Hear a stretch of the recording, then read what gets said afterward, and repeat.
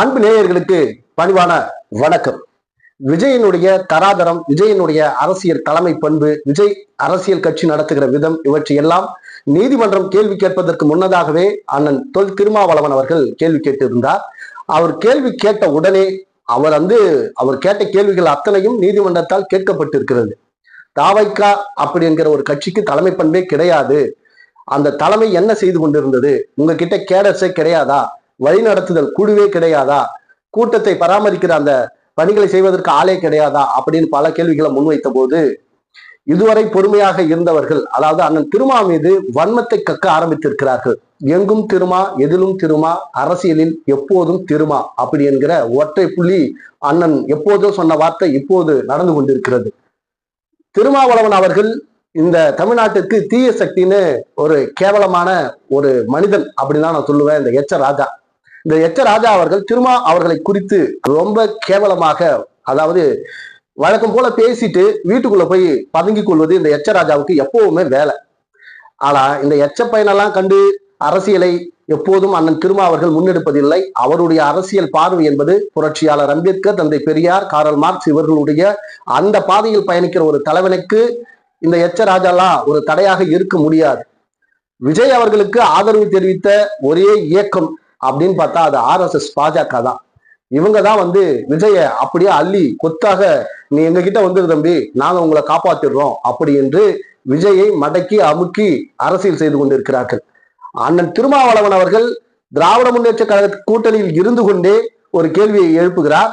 திமுக ஏன் தாவேகா தலைவர் விஜயை கைது செய்யவில்லை? ஏன் புஷி ஆனந்த் மீது வழக்கு பதிவு செய்யப்படுகிறது? ஆதவர்ஜின் மீது வழக்கு பதிவு செய்யப்படுகிறது? கரூர் மாவட்ட செயலாளர் மதியழகன் மீது வழக்கு பதிவு செய்யப்படுகிறது. ஆனால் இவர்களுக்கெல்லாம் தலைமை பண்பாக தலைவனாக இருக்கக்கூடிய விஜய் மீது ஏன் வழக்கு பதிவு செய்யவில்லை என்று நேரடியாக மக்கள் மன்றத்தில் கேள்வி கேட்டவர் அண்ணன் திருமா அவர்கள். அவர்களை பார்த்துதான் இந்த எச்ச ராஜா என்ன சொல்றாருன்னா, அறிவாலயத்துக்கு முட்டு கொடுக்கிறார் திருமாவளவன் அப்படி என்று இந்த எச்ச ராஜா எப்படியாச்சும் ஒரு கவர்னர் போஸ்ட் ஆச்சு கிடைச்சிருமா அப்படின்னு கடைசி வரைக்கும் இரவு காத்த கிளியாக காத்து கொண்டிருந்த மடிந்து போக போகிற ஒரு நபர். சனாதனத்தின் அழுக்கு மூட்டை அது. அந்த ராஜா தன்னுடைய வன்மத்தை கக்குறார். சரி, இந்த பக்கம் இவரு கக்குறாருன்னு பார்த்தா அவருக்கு இணையாக சமமாக எடப்பாடி பழனிசாமி அவர்கள் சொல்றாரு, மனசாட்சியோடு பேச வேண்டும் திருமாவளவன் அவர்கள் அப்படி என்று. எடப்பாடி பழனிசாமி அவர்களே, உங்களுக்கு மனசாட்சி என்பது ஒன்று இருக்கிறதா? உங்களுக்கு அந்த மனசாட்சி இருந்தால் தூத்துக்குடி துப்பாக்கி சூட்டில் 13 பேர் பலியான போது நீங்கள் சொன்ன பதில் என்ன? உங்களுக்கும் விஜய்க்கும் என்ன வித்தியாசம்? உங்களுடைய அரசியல் வெறிக்கு, பதவி வெறிக்கு மக்களை, தொண்டர்களை பகடைக்காயாக பயன்படுத்தி எப்படியாவது ஆட்சி அதிகாரத்துக்கு வந்துவிட வேண்டும் அப்படி என்று துடிக்கிற எடப்பாடி பழனிசாமிக்கும் இந்த விஜய் அவர்களுக்கும் எந்த தார்மீக உரிமையும் கிடையாது அண்ணன் திருமா அவர்களை விமர்சிக்க. அண்ணன் திருமா அவர்கள் அழகாக திராவிடர் கழக மேடையில் ஒரு விஷயத்தை அவர் சொல்றாரு. திராவிட முன்னேற்ற கழகம் என்பது ஆண்ட கட்சி, ஆண்டு கொண்டிருக்கிற கட்சி, அது மிகப்பெரிய ஜனநாயக சக்தி. அதற்கு முட்டு கொடுக்க வேண்டிய அவசியம் விடுதலை சிறுத்தை கட்சிக்கோ திருமாவளவனுக்கோ கிடையாது. இந்த மக்களை காப்பதற்கும் மக்களுடைய உயிர்களை பறிபோனதை கேள்வி கேட்பதற்கும் எங்களுக்கு முழு அதிகாரமும் உரிமையும் இருக்கிறது. நாங்கள் மக்களுக்காக களத்தில் அரசியலுக்காக வந்திருக்கிறோம். ஆக நாங்கள் யாராக இருந்தாலும் நேரடியாக கேள்வி கேட்போம். சனாதனம் எந்த உருவில் உள்ளே வந்தாலும் அதை தடுத்து நிறுத்துவோம். நாங்கள் பாஜகவோடு, RSSோடு, அதனுடைய சித்தாந்தத்தோடு முதல் ஆளாக நின்று சண்டமாருதம் செய்வோம் அப்படின்னு அண்ணன் திருமா அவர்கள் கர்ஜிக்கிறார். டிடிவி தினகரன் அவர்கள் ரொம்ப அருமையான ஒரு கேள்வி கேட்டார். விஜய் அவர்களுக்கு எடப்பாடி பழனிசாமி அவர்கள் ஏன் வக்கீல் போல வக்காலத்து வாங்குகிறார் அப்படின்னு ஒரு கேள்வியை கேட்கிறார். டிடிவி தினகரன் அவர்கள் அரசியல் பொறுத்தவரையில் அவர் பத்திரிகையாளர் சந்திப்பில் ரொம்ப எளிமையாக, ரொம்ப நிதானமாக கேள்விகளுக்கு பதில் சொல்லக்கூடிய ஒரு நபர். அவர் சொல்றார், முதலமைச்சர் அவர்கள் எந்த வன்மமும் இல்லாமல், எந்த காழ்ப்புணர்ச்சியும் இல்லாமல் இந்த விஷயத்தில் தமிழ்நாட்டு மக்களிடத்தில் மிகுந்த அன்போடும் பாசத்தோடும் அவர் தன்னுடைய நடவடிக்கைகளை மேற்கொண்டு வருகிறார் அப்படின்னு சொல்லி அண்ணன் திருமா அவர்கள் என்ன விஷயத்தை சொல்றாரோ அதே விஷயத்தை தான் டிடிவி தினகரனும் சொல்றார். எடப்பாடி பழனிசாமியும் இந்த எச்ச ராஜாவும் அண்ணாமலையும் ஏன் கூவுகிறார்கள், கதறுகிறார்கள் என்றால், எப்படியாவது விஜயை தன்னுடைய கூட்டணிக்கு கொண்டு வந்து விட வேண்டும், இந்த அணில் குஞ்சுகளுடைய வாக்குகளை எப்படியாவது அறுவடை செய்து விட வேண்டும் அப்படி என்பதுதான் இவர்களுடைய நோக்கம். இவங்களுக்கு மக்களை பத்தியோ மக்களுடைய வழிகளை பத்தியோ எந்த கவலையும் கிடையாது. ஆனால் எழுச்சி தமிழர் அண்ணன் திருமாவர்களுடைய சிந்தனை முழுக்க முழுக்க மக்கள் மக்கள் மக்கள். பாதிக்கப்பட்டவன் பக்கத்தில் நின்று அவனுக்காக குரல் கொடுக்க வேண்டும், போராட வேண்டும் என்பதுதான் விடுதலை சிறுத்தை கட்சியினுடைய முதல் நோக்கம், குறிக்கோள். அதை மட்டுமே கிட்டத்தட்ட 30 ஆண்டுகளாக தன்னுடைய அரசியலின் மையப்புள்ளியாக வைத்து இந்த மக்களுக்காக அவர் போராடி கொண்டிருக்கிறார் களத்தில். ஆனால் களத்தில் எப்படியாவது கலவரத்தை உண்டு பண்ணி அந்த கலவரத்தின் மூலமாக அரசியலில் அதிகாரத்துக்கு வந்துவிட வேண்டும் என்று எடப்பாடி பழனிசாமி விஜயை போல அவரும் எத்தனைத்துக் கொண்டிருக்கிறார். ஆக இவர்களுக்கெல்லாம் அண்ணன் திருமாவை விமர்சனம் செய்ய தகுதிகள் கூட கிடையாது. 2 சீட்டு 5 சீட்டு 3 சீட்டுன்னு பேசுறீங்களே எடப்பாடி பழனிசாமி அவர்களே, அண்ணன் திருமா உங்கள் கூட்டணிக்கு வர வேண்டும் என்றுதானே எப்படியெல்லாம், அதாவது சொல்லுவாங்கல்ல, குட்டிக்கரணம் போட்டு தவழ்ந்து பார்த்து தூது விட்டு என்னென்னமோ பண்ணி பார்த்தீங்க. ஆனால் அண்ணன் திருமா அவர்கள் சாதியவாதமும் மதமும் இருக்கிற இடத்தில் இந்த திருமாவளவன் இருக்க மாட்டார். அரசியலை விட்டு நான் வெளியே போய், இந்த அரசியலே இல்லை என்றால் கூட எனக்கு கவலை இல்லை, நான் வாக்கு அரசியலை விட்டு வெளியே போவேன், மக்களுக்காக மக்களினுடைய அந்த தேவைகளுக்காக களத்தில் நின்று போராடுவேன், அவர்களுக்காக களத்தில் என்றென்றும் நிற்பேன் அப்படின்னு சொல்லிட்டு உங்களுடைய இந்த பசப்பு வார்த்தைகள் வேலைகள் இதுக்கெல்லாம் இந்த திருமாவளவன் அதாவது படியவும் மாட்டான் அஞ்சவும் மாட்டான் அப்படி என்பதை தெளிவுபடுத்தி விட்டார். திமுக கூட்டணியில் இருந்து வரமாட்டான், அதுக்கு என்ன காரணம்னு அவர் சொல்லிட்டார். சமூக நீதியை பேசுகிற இயக்கத்தோடு தான் நாங்கள் இருப்போம், அதாவது பதவிக்காக எந்த வேலையும் செய்கிற உங்களோடு நாங்கள் வரமாட்டோம்னு சொல்லிட்டாரு. அந்த வெறியின் உச்சம் எடப்பாடி பழனிசாமிக்கு. இது திருமாவளவன் அவர்கள் கூட்டணிக்கு வரமாட்டோம்னு சொல்லிட்டாரு, நம்மளுடைய வெற்றி கேள்விக்குறியாக இருக்கிறதே அப்படி என்ற ஒரு அச்சத்தில் அண்ணன் திருமா மீது வன்மத்தை கக்க சரியான நேரம் தான் இந்த விஜயனுடைய இந்த பிரச்சனை. இந்த எச்சராஜா எப்பயுமே கத்துறதுதான். ஏன்னா எச்சராஜாவினுடைய அந்த சனாதன கோட்பாடுகளை அடித்து நொறுக்கி தும்சம் பண்ணுகிற மிகப்பெரிய ஒரு ஆளுமை என்றால் அது விடுதலை சிறுத்தை கட்சியினுடைய தலைவர் அண்ணன் திருமாவளவன் அவர்கள் தான். திமுக தலைவர் முதல்வர் ஸ்டாலின் அவர்கள் மிகச்சரியாக அவருடைய பணியை செய்து கொண்டிருக்கிறார். விஜயை ஏன் கைது பண்ணல அப்படி என்பது மிகப்பெரிய ஒரு கேள்விக்குறியா இருந்தாலும், சட்டப்படி அவரை கைது செய்ய வேண்டும் என்றாலும் இதை திமுக அரசு செய்தால் உடனடியாக இந்த பாஜகவும் இந்த அணில் குஞ்சுகளும் என்ன சொல்லுவாங்க, திமுக அரசு பழிவாங்குகிறது அப்படி என்று அப்படியே திருப்பி மக்களிடத்தில் ஒரு குழப்பத்தை ஏற்படுத்துவார்கள். ஆனால் ரொம்ப தெளிவா நிதானமாக அவர் தன்னுடைய பணியை தொடர்ந்து கொண்டே இருக்கிறார்.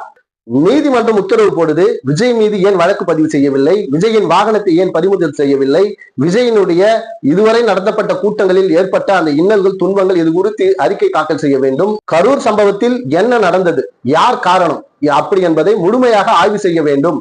ஆக நீதிமன்றம் நேரடியாக ஒரு குழுவை அமைக்கிறது. அதுல தலைமை பொறுப்பில் இருக்கக்கூடிய காவல்துறை அதிகாரி அஸ்ரா கார்க் ரொம்ப நேர்மையான கொம்பன்னே சொல்லலாம். எந்த அதிகாரத்துக்கும் யாருடைய அச்சுறுத்தலுக்கும் அஞ்சாத ஒரு கொம்பன், அப்படிப்பட்ட ஒரு நேர்மையான காவல்துறை அதிகாரியை அந்த இடத்துல இறக்கி இருக்கிறாங்க. இப்போ நீதிமன்றம் இன்னொரு விஷயத்தையும் சொல்லி இருக்கு, விஜயினுடைய வாகனத்தினுடைய வெளிப்புற சிசிடிவி புட்டேஜ் மட்டுமல்ல, உள்ளே இருக்கிற சிசிடிவி புட்டேஜையும் நீங்க எங்களுக்கு கொடுக்கணும், நீங்க சமர்ப்பிக்க வேண்டும் அப்படி என்று உத்தரவு போட்டு இருக்கு. ஆக விசாரணை நேர்மையாக நடக்கும், விஜய் கைது செய்யப்படுவார் 100%. பாஜக எப்படி காப்பாற்ற நினைத்தாலும் அஸ்ரா கார்க் அவர்கள் அதை திறம்பட விசாரணை செய்து நேர்மையாக அந்த சம்பவத்துக்கு யார் பொறுப்பு என்று அவர் கை காட்டுவார். கரூர்ல 41 பேர் செத்துட்டாங்க. செத்த கையோட முன்ஜாமீன் வாங்குறதுக்காக புஷி ஆனந்தும் நிர்மல்குமாரும் போயிட்டானுங்க. இங்க வெளியில சொல்லும் போது செந்தில் பாலாஜி அவர்கள் சதி செய்தார், திராவிட முன்னேற்ற கழகம் சதி செய்தது அப்படின்னு வெளியில மீடியாவில பரப்பிட்டு நீதிமன்றத்துல போயிட்டு அப்படியே அதாவது அப்படியே பள்ளி அடிக்கிறானுங்க. என்ன சொல்றானுங்க, அதாவது இது ஒரு இயற்கையாக நடந்த மனிதர்களால் ஏற்பட்டு விட்டது, இதுக்கும் எங்களுக்கும் எந்த சம்பந்தமும் இல்லை. அங்க போய் சொல்ல வேண்டியது தானே, செந்தில் பாலாஜி அவர்கள் தான் காரணம்னு, திமுக அரசு தான் காரணம் என்று அங்க சொல்ல வேண்டியது தானே. உள்ள நீதிபதி அவர்கள் காரி துப்புறார். சிஎம் சார் என்ன வேணா தொடுங்க, என் கட்சிக்காரனை தொடாதீங்க அப்படின்னு சொன்ன உடனே சிஎம் அவர்களை பார்த்து பல அவதூறு வீடியோக்கள் வெளியிட்ட அந்த அணில் குஞ்சுகள், அது தற்குறி கூட்டம் என்பதற்கு ஒரு உதாரணம் என்னன்னா, நீதி அரசர்கள் உத்தரவு போட்டார்கள் என்பதற்காக அந்த நீதி அரசரை விமர்சித்து இந்த தற்குறி கூட்டம் போடுறானுங்க வீடியோ. 3 பேரை உள்ள தூக்கி வச்சிருக்காங்க. இவனுங்களுக்கு சட்டம்னா என்ன, நீதித்துறைனா என்ன, அது எப்படி செயல்படும், நீதி அரசர்களுடைய அந்த கருத்துக்களை நம்ம விமர்சனம் செய்தால் நம்ம கண்டெம்ட் ஆஃப் கோர்ட் இதுக்குள்ளெல்லாம் வருவோம் அப்படி என்கிற ஒரு சின்ன புரிதல் அறிவு கூட கிடையாது. எல்லாம் தற்கொலை கூட்டம். ஒருத்தர் சொருவிடுவேன்னாரு, அவரை தூக்கி புயல சொருவிட்டாங்க. இப்படி எல்லாமே தற்கொலை கூட்டமா இருந்தா இந்த தமிழ்நாட்டை எப்படி எதிர்கால இளைய சமூகத்தை அரசியல் படுத்துவது? புஷி ஆனந்த் போயிட்டு எனக்கு இதுக்கு சம்பந்தமே இல்லையா, கரூர் மாவட்ட செயலாளர் மதியழகன் தான் இதுக்கு பொறுப்பு அப்படி என்று தன் சொந்த கட்சிக்காரனையே கை கழுவுகிற ஒரு கூட்டம். இப்படி கேவலமான ஒரு இயக்கத்தில் இனிமேலும் தற்குறிகளாக நீங்கள் இருக்க வேண்டுமா? அப்படி ஒரு இயக்கம் உங்களுக்கு தேவையா? அப்படி ஒரு தலைவன் உங்களுக்கு தேவையா? உங்களுக்கு ஒரு பிரச்சனை என்று வரும்போது உங்களோடு வந்து நின்று தோள் கொடுக்க தயங்குகிற இப்படிப்பட்ட ஒரு தலைவனை நீங்கள் தலைவனாக ஏற்றுக்கொண்டுதான் வாழ வேண்டுமா? அவனுக்காக உங்களுக்கு உயிரை பலி கொடுக்க வேண்டுமா? தமிழ்நாட்டில் தன்னுடைய தொண்டனுக்கு ஒரு பிரச்சனை என்றால் களத்தில் இறங்கி போராடக்கூடிய இயக்கம் என்றால் விடுதலை சிறுத்தைகள் இயக்கம். அது ஒரு மாபெரும் இயக்கமாக இன்றைக்கு கட்டமைக்கப்பட்டு வடிவமைக்கப்பட்டு கட்டுப்படுத்தப்பட்டு ஒரு பொறுப்பான இயக்கமாக நடக்கிறது என்றால் அதற்கு ஒற்றை காரணம் தொல் திருமாவளவன் என்கிற ஒரு அரசியல் ஆசான். அவருடைய வழிகாட்டுதல், அவருடைய நெறிமுறை, இவற்றையெல்லாம் படித்து கேட்டு சிந்தனை வளர்ச்சி அடைந்து ஒரு பேர் இயக்கமாக வளர்ந்து வருகிறது. ஆனால் விடுதலை சிறுத்தைகளை எப்படியாவது மட்டுப்படுத்த வேண்டும், அண்ணன் திருமாவை இழிவு செய்ய வேண்டும், இப்படியெல்லாம் பல கனவுகளோடு எடப்பாடி பழனிசாமி நீங்க எப்படி திருப்பி பேசினாலும் நீங்க திருப்பி இன்னொரு தடவை தமிழ்நாட்டை ஆட்சி செய்ய முடியாது என்பதை நீங்க திருப்பி ஞாபகத்துல வச்சுக்கோங்க. அப்படி என்பதை நம்ம அழகா அவருக்கு சொல்லிடுவோம். ஏன்னா அவருடைய ஆசை எப்படியாவது யார் கால பிடிச்சாவது இன்னொரு முறை நம்ம ஆட்சிக்கு வந்துவிட மாட்டோமா அப்படி என்று மக்களை நம்பாமல் மேல இருக்கிற எசமான நம்புறார். எல்லாத்தையும் மேல இருக்கிறவன் பாத்துக்குவான்னா அப்ப நீ எதை தான் பார்ப்ப? ஆக எடப்பாடி பழனிசாமி அவர்களும் இந்த எச் ராஜா போன்றவர்களும் ஒரு விஷயத்துல நல்லா ஞாபகம் வச்சுங்க. அண்ணன் திருமாவளவன் என்பது அதாவது இந்த தமிழ்நாட்டுக்கு கிடைத்த வரம், தமிழக மண்ணுக்கு கிடைத்த வரம், ஒடுக்கப்பட்ட பிற்படுத்தப்பட்ட பாதிக்கப்பட்ட மக்களுக்கு கிடைத்த மாபெரும் தலைவன். அந்த தலைவனுக்கு பின்னால் லட்சோப லட்ச சிறுத்தைகள் தமிழ்நாட்டு மக்கள் என்றென்றும் துணை இருப்பார்கள். அவரை எந்த வழியிலும் எவனும் தொட முடியாது அப்படி என்பதை இந்த நேரத்தில் பதிவு செய்து நம்முடைய சேனல் கண்ணை நம்பாதே not7 லைக் பண்ணுங்க, ஷேர் பண்ணுங்க, சப்ஸ்கிரைப் பண்ணுங்க, மறக்காம பெல் பட்டனை கிளிக் பண்ணுங்க. நான் உங்கள் கிருஷ்ணா. நன்றி, வணக்கம்.